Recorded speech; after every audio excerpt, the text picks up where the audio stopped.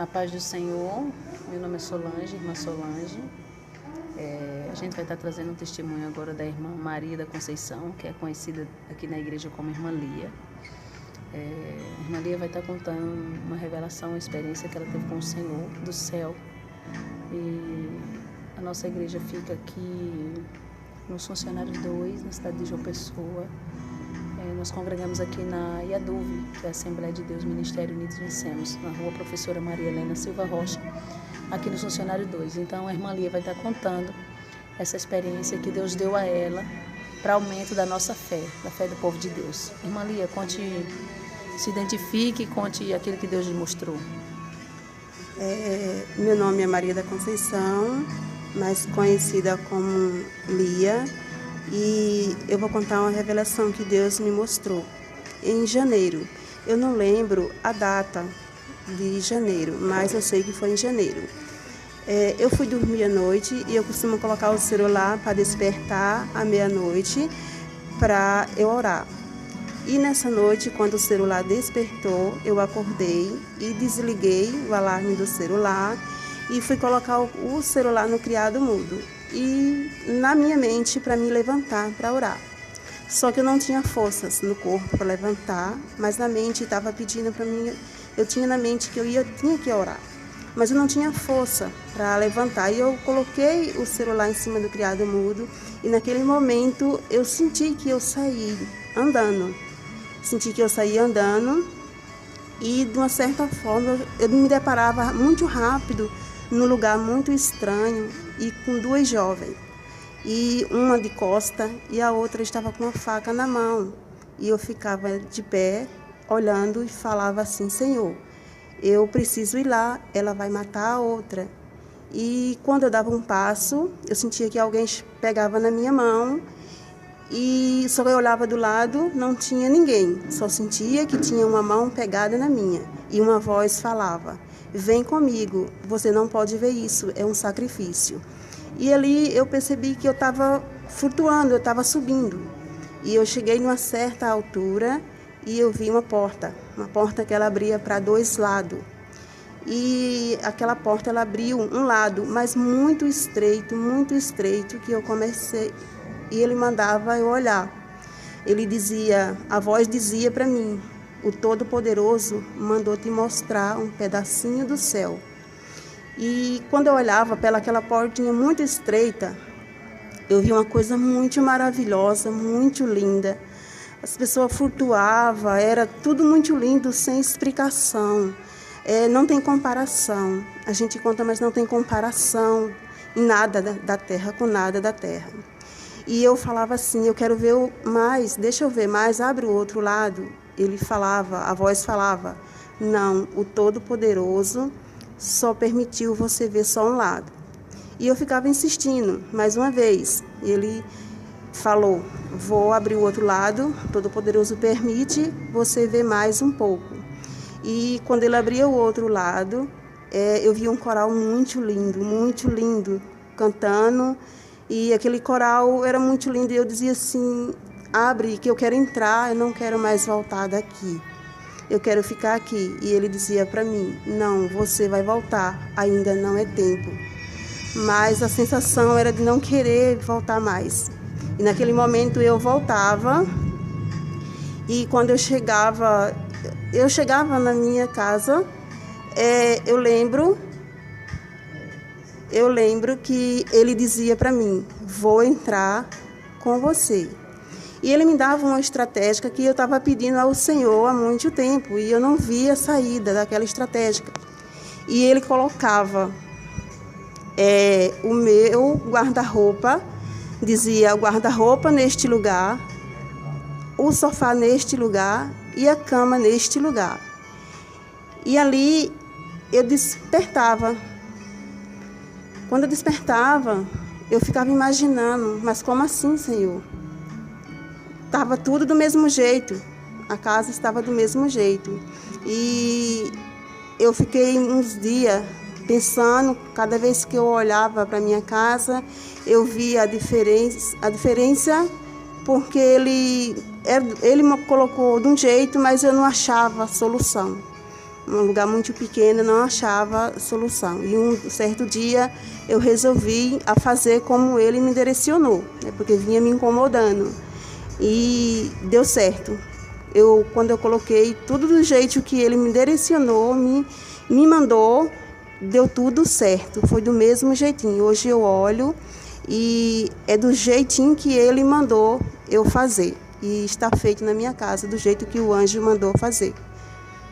É interessante a irmã Lia falar isso, porque aparentemente quando a irmã Lia começa a falar parece ser um sonho, mas não é um sonho, é um arrebatamento, porque o espírito dela sai do corpo. Então quando o espírito sai do corpo deixa de ser um sonho para ser um arrebatamento. Isso me chama atenção. E o que me chama atenção também nesse testemunho é a questão do sacrifício, ou seja, como o caso que a gente tem aqui, uma outra irmã na nossa igreja, que Deus já levou ela no inferno e em arrebatamento, e já mostrou coisas no inferno. E no caso da irmã Lia foi diferente, porque Deus ele vê a estrutura de cada um, e ele vê,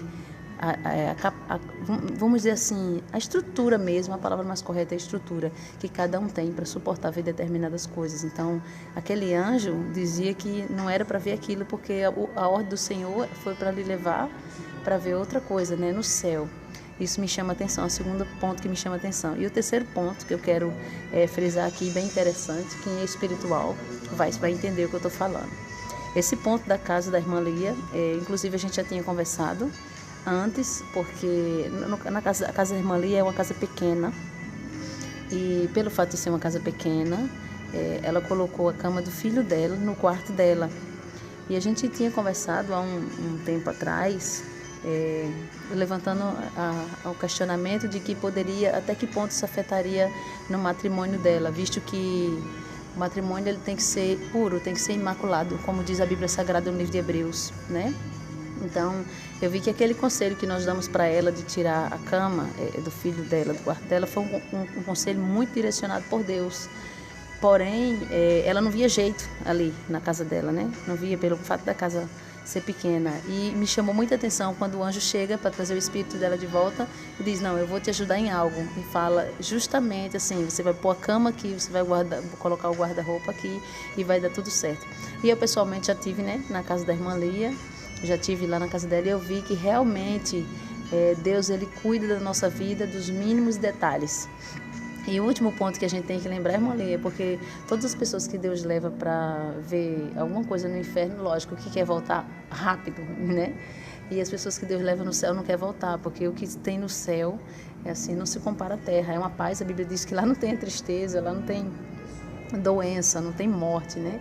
Então, quando a senhora diz assim, era uma coisa muito linda, além do coral, a senhora lembra, assim, especificar? Viu alguma coisa assim para poder especificar? Porque a senhora disse que o anjo abriu só uma brechinha da porta e depois a senhora insistiu, Deus acabou permitindo que o anjo ali abrisse o outro lado da porta mais outro pouquinho. Mas além desse coral que a senhora viu cantando, eu acredito que estava adorando ao Senhor, lógico, né? Louvando ao Senhor. A senhora pôde, naquela brechinha, ver algo mais assim que possa detalhar, que a senhora lembra? Sim, a primeira brechinha que ele abriu, o primeiro lado da porta, eu pude ver.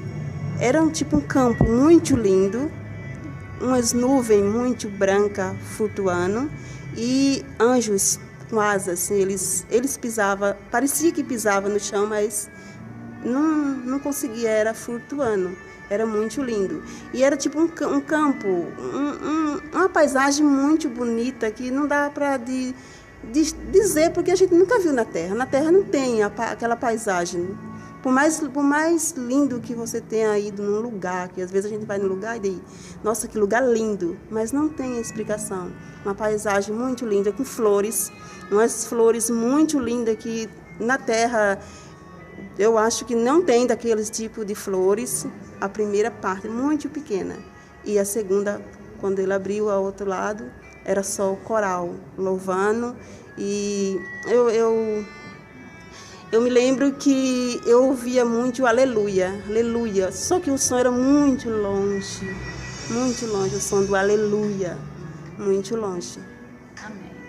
Amém. Então tá aí, testemunho, Deus tem levantado muitos servos na terra nesses últimos tempos que estamos vivendo para falar que o céu é real, o inferno é real e o céu também. Então cabe a nós, né, estarmos atentos à voz do Senhor e se chegar mais a Ele, porque só chegaremos nesse lugar um dia de fato para estar com o Senhor quando Jesus voltar nas nuvens e nós subirmos juntamente com a igreja. Então receba aí, esse de certa forma não deixa de ser um recado, né? Porque nos aproxima do Senhor muito mais. Escute essa experiência, medite.